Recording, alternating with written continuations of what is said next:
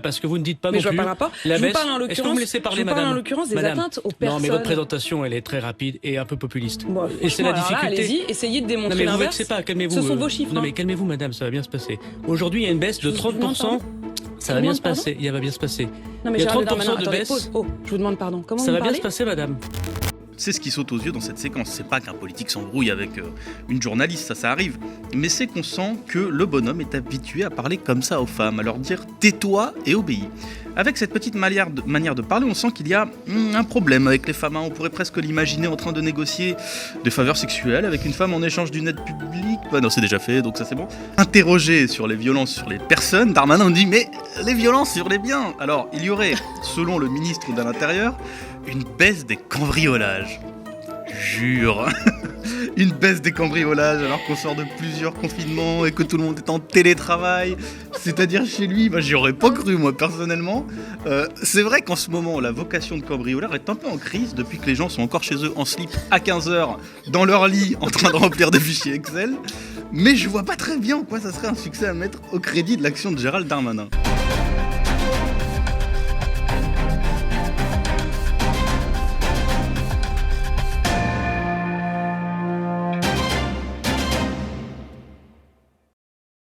Comment ça va, David? Bah ça va, bonjour Nadia. Je vous demande pardon. Bon, je vous demande pardon. Je vous demande pardon, David Stop, Guiraud. stop. Ok. Bravo Nadia pour ta prononciation du mot fanzouz, parce que ce matin, je vous le dis, comme ça, elle était partie sur fanzouz au début. Voilà, la balance, David On Guiraud. l'a recadré un petit peu.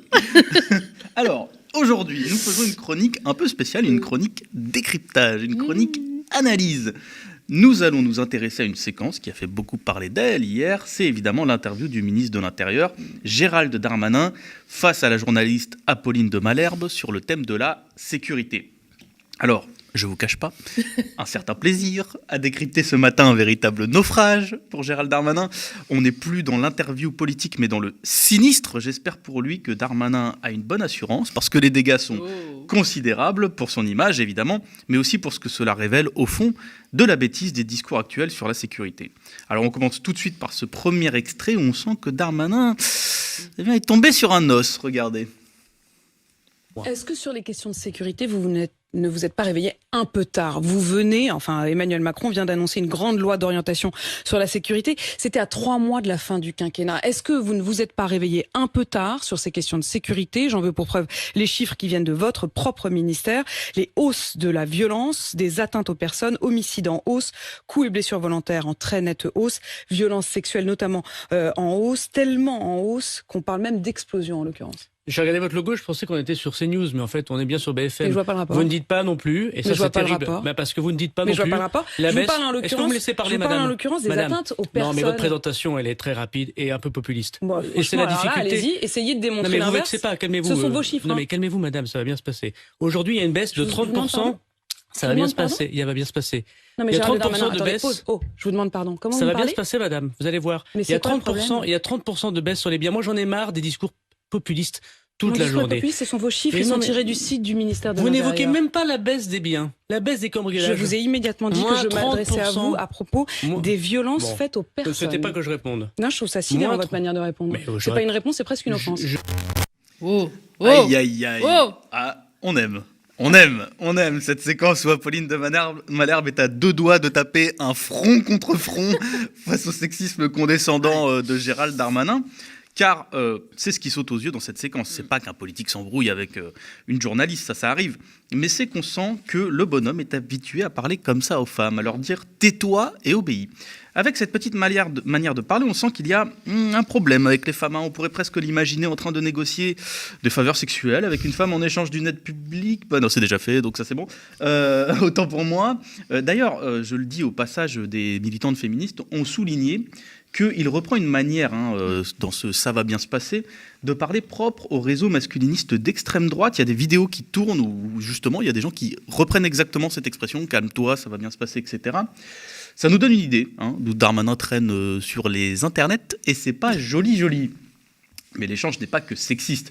Il est aussi teinté, dès le départ, d'une mauvaise foi, digne d'un jeu d'acteur qui mériterait un Oscar. Car on a quand même, figurez-vous, un Gérald Darmanin, ministre de l'Intérieur, qui se plaint d'être interrogé en tant que ministre de l'Intérieur sur les chiffres de la sécurité. C'est comme si Nutella s'étonnait d'être questionné sur l'huile de palme. Avec un des arguments les plus étranges, Darmanin se demande si, à la question de la journaliste, il n'est pas, je le cite, sur CNews. Mais il aurait aimé parler du voile, Darmanin, et de l'amendement qui a été voté par les sénateurs. Darmanin qui se plaint d'être sur CNews. Mais depuis quand ça le dérange, en fait, CNews, Darmanin? C'est Ronald McDonald qui se plaint d'être à l'intérieur d'un McDo, là, franchement. Darmanin, il était il n'y a même pas un mois sur CNews. Bah, devinez pour parler de quoi? Bah, des chiffres du ministère de l'Intérieur. En fait, ce qui dérange Gérald Darmanin, c'est pas qu'on parle de sécurité.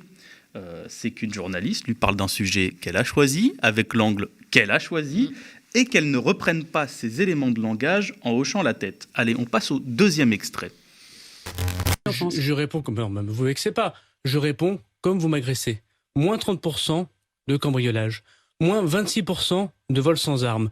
Moins 25% de vol avec armes. On voit bien qu'il n'y a plus d'émeutes urbaines telles que nous les connaissions.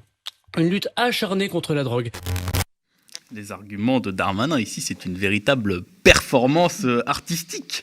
Interrogé sur les violences sur les personnes, Darmanin dit « Mais les violences sur les biens !» Alors, il y aurait, selon le ministre de l'Intérieur, une baisse des cambriolages. Jure. Une baisse des cambriolages alors qu'on sort de plusieurs confinements et que tout le monde est en télétravail. C'est-à-dire chez lui, bah, j'y aurais pas cru, moi, personnellement. C'est vrai qu'en ce moment, la vocation de cambrioleur est un peu en crise depuis que les gens sont encore chez eux en slip à 15h dans leur lit en train de remplir des fichiers Excel. Mais je vois pas très bien en quoi ça serait un succès à mettre au crédit de l'action de Gérald Darmanin. Deuxième argument notable, il n'y aurait plus d'émeutes urbaines. Bon... Bah là, je vais rien dire. Je précise quand même que les gilets jaunes sont toujours sur la banquette arrière. Je l'ai dit la semaine dernière. Attention, Gérald, au prix de l'essence. Et puis, superbe argument de la lutte acharnée contre la drogue. Là, on touche au sublime. Attention à vos yeux, ça brille. On se souvient des saisies records de fraises Tagada, des descentes de police suite à des clips de rap, comme à Grenoble, suite à la très dangereuse chanson « Grenoble, c'est chaud, Grenoble, c'est chicagreux ». Bref, c'est un très beau bilan, Gérald Darmanin. Continuez, les gars. On passe à la suite avec ce nouvel extrait. Vous avez raison, il y a des augmentations très fortes d'atteintes contre les personnes. Merci. Pour une raison, vous faites de la politique ou vous êtes journaliste? Je vous pose la question de savoir si les atteintes aux personnes ont augmenté. Je vous dis les chiffres et vous me répondez que j'ai raison. En 10 minutes d'intervention, vous arrivez effectivement à ne pas dire un mot positif du travail extraordinaire que font les policiers et gendarmes indépendamment de la classe politique. Alors, deux éléments retiennent dans cet extrait mon attention et mon envie de rire. D'abord, quelle question? La question, vous faites de la politique ou vous êtes journaliste? Mais dis donc, c'est qu'Apolline de Malherbe est à 2 doigts de devenir étiquetée journaliste engagée, comme Tahabouaf, comme tous les journalistes en fait qui font leur boulot. La même Apolline de Malherbe, qui il y a une semaine se faisait incendier sur Internet pour son interview de Patrick Balkany, peut se frotter les mains. Darmanin vient de l'adouber comme journaliste anti-système, à savoir que qualifier Apolline de Malherbe d'anti-système, c'est à peu près comme dire que François Hollande est socialiste. Il y a un certain décalage, il y a du chemin, il y a une audace. Mais il y a surtout cette séquence juste après, cette séquence émotion, ce moment de frisson où on a envie de sortir un mouchoir pour pleurer en concert avec Darmanin lorsqu'il évoque le travail formidable de la police qui n'a pas été relevé par Apolline de Malherbe. Comme si critiquer le ministre de l'Intérieur, c'était au fond détester la police. Alors, moi, je ne sais pas pour vous, personnellement, j'appelle ça du chantage affectif, on n'est pas loin de la relation toxique. Et puis, s'il disait ça encore à un islamo-gauchiste comme moi, passe encore, bon, des gens auraient pu y croire, mais Apolline de Malherbe, franchement, là, ça devient un peu gros. Tu pousses le bouchon un peu loin, Gérald. Le jour où Apolline de Malherbe devient anti-police, c'est que je pense qu'on est à moins de 24 heures de la révolution prolétarienne. Et encore 24 heures, je suis large sur le timing. Mais bon, on va pas se mettre à rêver trop longtemps. On passe au nouvel extrait qui est aussi une performance. En revanche, sur l'augmentation, ce que font les policiers et les gendarmes, Gérald Darmanin, Madame, le ressenti si M. des Français, Zemmour et Mme Le Pen augmentent, 69% des Français jugent votre bilan négatif, c'est peut-être qu'il y a un problème. Madame, vous savez, je croise très souvent les électeurs puisque j'ai le bonheur et la chance d'être élu souvent dans des quartiers populaires difficiles. Je connais leurs difficultés et je vois bien l'appréhension qu'ils ont vers les femmes et les hommes politiques. Et si je me suis engagé dans la politique, c'est justement parce que j'essaie de résoudre ces problèmes. On n'y arrive pas toujours, mais j'essaie de les résoudre. Ce qui est sûr, c'est que dans l'augmentation générale et continue des populistes depuis de très nombreuses années, une partie des médias en sont responsables, notamment par la présentation parfois fallacieuse, comme vous l'avez fait, et je le pense profondément, des chiffres de la délinquance. Qu'est-ce que tu as dit juste avant, là, pendant le passage de l'extrait? Le culot? Je me souviens même plus. Si, tu dis... le culot, elle a dit le culot. Le culot. Bah oui, parce que vous avez bien entendu... Gérald Darmanin en lutte contre le populisme, Gérald Darmanin en lutte contre l'extrême droite, Gérald Darmanin en lutte contre les discours sécuritaires, Gérald Darmanin en lutte contre les violences... non, on s'emporte un peu, mais qui peut bien être responsable quand même de la montée des discours sécuritaires? On se demande, hein. Ce ne serait pas Gérald Darmanin qui a annoncé en septembre 2020 promettre des chiffres tous les mois sur l'insécurité, alors que les chiffres sont déjà d'ailleurs publiés par son ministère. Le but de l'opération, c'était quoi? C'était juste de saturer les ondes tous les mois sur les thèmes sécuritaires. Ça alors, Darmanin qui se plaint de l'extrême droite.